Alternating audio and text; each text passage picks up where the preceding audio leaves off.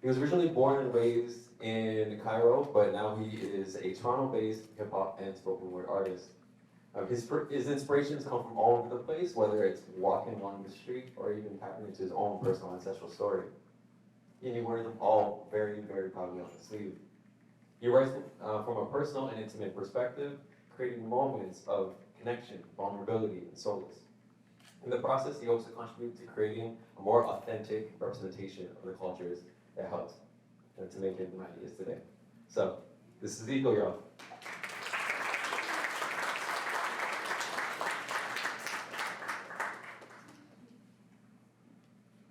Good morning, everyone. Sorry, let's do this.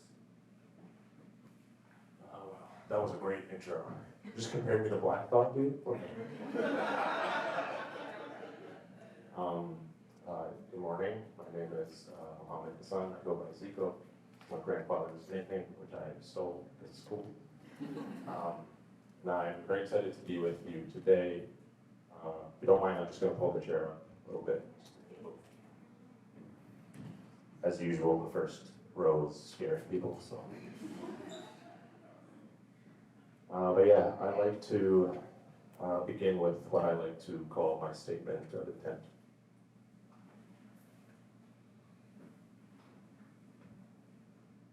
This is for the diaspora kids, children of immigrants, the culturally homeless, the painfully homesick, but don't really know what or where home is. The ones who can speak in multiple languages don't really know which one to choose to express the pains of their heritage. The ones who, like yours truly, were born with their names already on the no-fly list. The ones who somebody will always call whitewashed, and some other will always call uncivilized. The ones somebody will always call exotic, and some other will always find some part of it ashamed to criticize. It's a lose-lose. They will pick and choose the different bits and pieces that make sense for the singular soul within, with their bones and creases, each more than a cloth that fits only their own skin. The ones whose time with home was brief, the ones who know the longing of the reed and know its grief, we can be each other's sigh of relief. Because I know I've been looking for a kind ear. And since you and I are here, please, grab a seat. Because there's so much that I want to tell you. And there's so much more that I want to hear. Okay.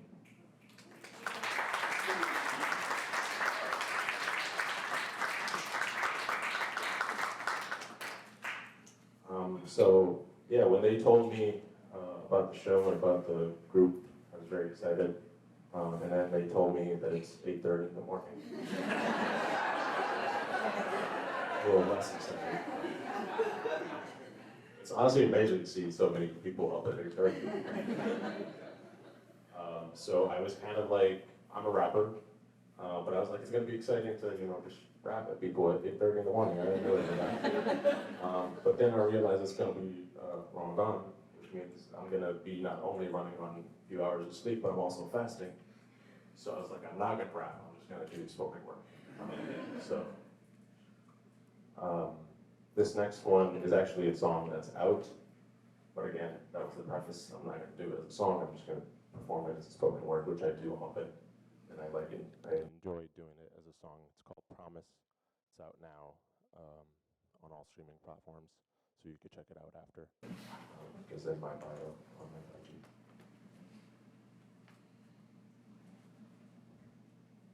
I will write every reason I got to get out of bed. I will write every reason I got.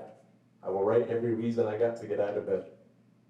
I will write till I got nothing more that is unsaid. Till I got dead brain cells in my head. I will write till I got nothing more that is unsaid. I will write till what's broken inside starts to mend. I will write down all my sins and how to make amends.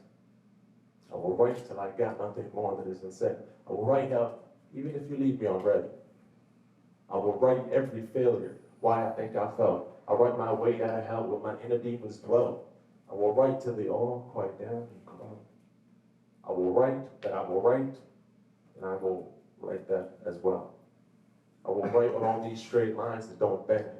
Speak my mind over these pages until I reach my end. I'm writing in this little black book like code. If I'm ever on the road, I'm probably using my phone. I will write if inspiration hits me like a ton of bricks. So if I have to sit, make myself commit. If I'm stuttering and writer's block is a pain in my ass, or if I'm writing like I've already mastered this craft, I will write all I've seen, said, and all that I've heard. All the good, bad, and absurd, dark fears, heavy burdens, all the things that are healed, all the things still hurt, all the things that are clear, all the things still blurred. Mama told me, speak the truth, and it will likely resonate. It's that most personal pain that will probably propagate. And I always listen to it if homie has to say so. It doesn't matter if these words rhyme or if they don't. It doesn't matter if I write to music or I write without. Keep these words to myself, or if I shout them out. If these words make sense to you, or no one knows what they're about, I'm still writing regardless. It's something you could never doubt, because it's not a play or a ploy. This is pure joy. It's pure expression of pleasure. I'm dodging depression with every writing session. Confessions, releasing pressure, paving a path for my progression. I learned the hard way. Every L is a lesson. Every breath is a blessing. I write it all down, so there's no way that I'm forgetting. I'm writing till I'm forgetting. I'm writing my way to heaven. I don't care if no one cares. It's freely read that I'm addressing this for me when I'm stressing to remember who I am. It's for me when I'm content, so I can see where it began. It's for me when I'm defeated, for me whenever I need it. If I'm feeding myself, got a little conceited. Either way, I'm writing it down. I don't want to conceal it. I will write my best and trust that I can still write something better. Untethered from this fear of losing talent, like one day I'll start writing, I'll be running out of letters. I'm not taking it for granted. I'm just tired of the doubt, so I'm gonna put a pen and pad, let it all out.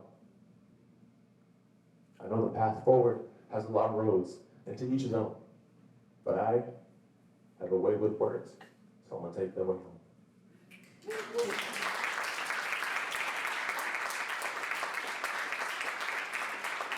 Thank you.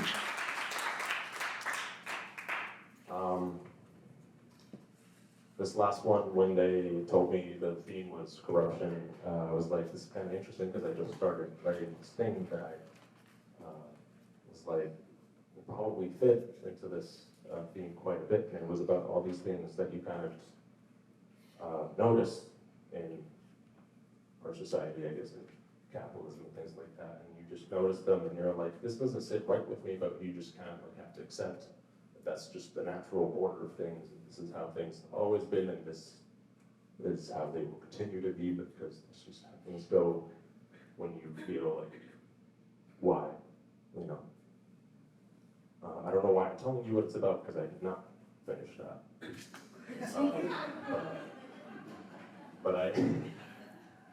But last week I did write something else that I was like not gonna share for a while, but then I was like, this could be tangentially related in the sense that I view it as maybe for an antidote, or one of the antidotes to corruption. Now, I'll read it because it's kind of new. Does anybody know Arabic or understand Arabic? Okay, well, it's in Arabic, so it's not just, it has a bit of Arabic parts in it, but you'll understand by the end most of it, and I'll try to translate without losing that right now. I hope I'm good at time. I feel like I'm good at it. This one's unnamed, so.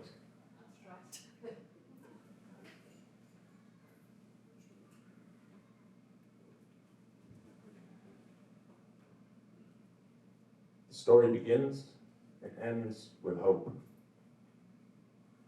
The story begins and ends with hope. Some say it's naivete. I think it's the only valid way to cope. I can't help but keep it brandished. See, I'm a hope propagandist, though I don't know what the plan is. أفضل في الأمل بمارس لأن الرغم دي عارف الشتاء والربيع في مارس والقمر لسه واقف ليك بشرى وحارس نور الشمس اللي بكره طالع مهما كان الليل طويل وكلام cliche كتير. The night is darkest before dawn, but we say this for a reason. The futile act of breathing, absurd, sustaining, constant, never-ending, reminding everything in ascent will descend, once again be ascending. The cycle itself, life, giving until it's not, withholding, and it's giving, if it withholds, till it's giving again and on until the day that you drop. Somebody asked me, some days I wonder, حد قال لي ساعات كتير بفكر لما بيسألوني عيال مني أصغر أبقى بكذب أنا أو بأفور. When somebody younger asks me about the paths ahead, about the future wonder, am I lying or exaggerating if I fill them up with hope to fuel their hunger, knowing full well their hearts will be torn asunder, and life is letdown after letdown and blunder after blunder? I said it's not a lie, it's just the balance in the narratives, the pure resting moments while you overcome these barriers and exaggerate it how you want. Because no matter how much you exaggerate, it will never be enough when we're all struggling on the daily feeling deprived of love. Yes, the world is ugly, we won't disagree. And hope sometimes feels like a luxury you can't afford. But if across every corner of the world, people can still sing and dance and revelry in the face of bloody tyranny, then what is hope for you and me? So you can pretend to be a misanthrope, like people ain't doing shit that's still on the daily, even with the evils of Lucy all around them, creating these pockets of joy, with the audacity of creating these pockets of hope so tomorrow wouldn't dare drown them. Hope is our first and last frontier of resistance against every evil happening in every instance. If you think the world and the people in it ain't worth it, I understand, but bear witness as we keep creating the beauty that justifies its existence. The story begins and ends with hope, and I'm not ready to betray those rebels yet, so I'm still hoping for better days. Thanks.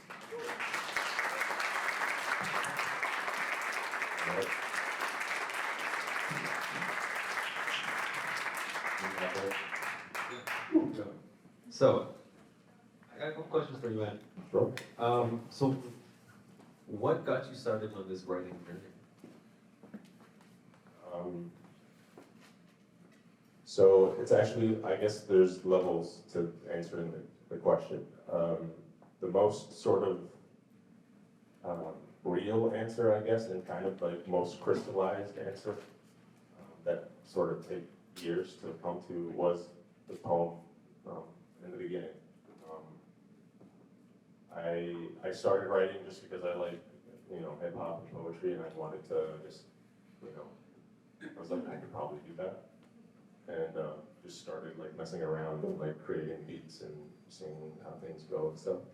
So it was kind of like, but I felt like it was just ultimately expressing yourself because you feel like the story isn't out there, so you kind of create your own and express yourself in that sense. And then, I wrote like stuff on my own for quite a while and didn't tell anybody, and then I started to tell friends, and I'm like, hey guys, what do you guys think? This could be nice, right? And then I guess also COVID hit, so that was like, okay, so everybody sort of started taking their hobbies more seriously, so that definitely happened as well. So that second song, Promise, I released it March 17th, which was 3 years to the date pretty much when I first posted it on Instagram, which was the week we got into lockdown. That's a long-winded answer, but basically, I was doing this artist development program in the summer as well, part of RISE, where we met. And they kind of asked the question that was like, who is your target audience, basically? But they framed it in a way that I really liked, which was, or like resonated with me, because I don't really like, no offense, but I don't like the marketing talk and like selling yourself. It's always like, Disclaimer, I do marketing. But yeah, the way they framed the question was like, who do you want to be of service to?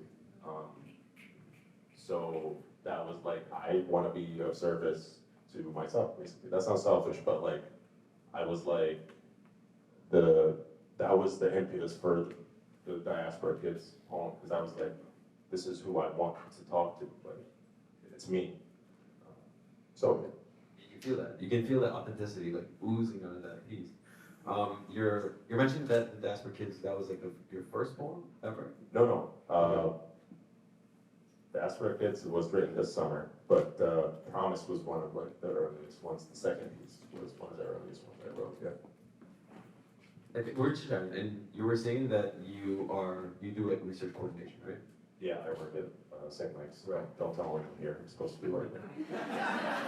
It's a live stream, so. So, turn that thing off. Turn it off. Burn the file. Okay, so with that being said, how do you find the time to balance your creative work while also doing your main job? I don't. It's very sporadic. That's kind of the big thing. I'm hoping that it becomes less so, and that's a goal for it to become like a constant part of my life. And you can follow me on IG. It's going to be a busy summer, hopefully. So the answer to your question honestly is I don't.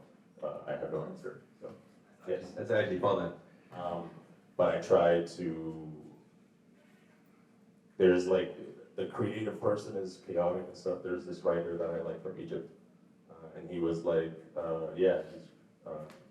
he was known for being very strict with his writing times and stuff. And people were like, that's not really artistic, it's like an artist is chaotic. And he was like, no, but like, if I don't structure the chaos, I will sort of lose it. And you kind of like condition your brain. I haven't done that, but I'm trying to. Basically, when you're like, okay, from 5 to 7 a.m. I'm writing every day, you condition your brain for inspiration to hit in that moment, basically. Again, haven't done that, but that's kind of like the goal, setting a time and just being like, okay, this is where we're going to be creative, and then you kind of like, it's Pavlovian in a sense where like, oh, this is the time that I'm creative, and everything just gets flowing. So hopefully we get to that point, but yeah, I can't say that I balance it pretty well, but we're trying, so. We're all trying out here, man. That's all we can do. Anyways, y'all, thank you so much. Appreciate it. Let's give it one more time.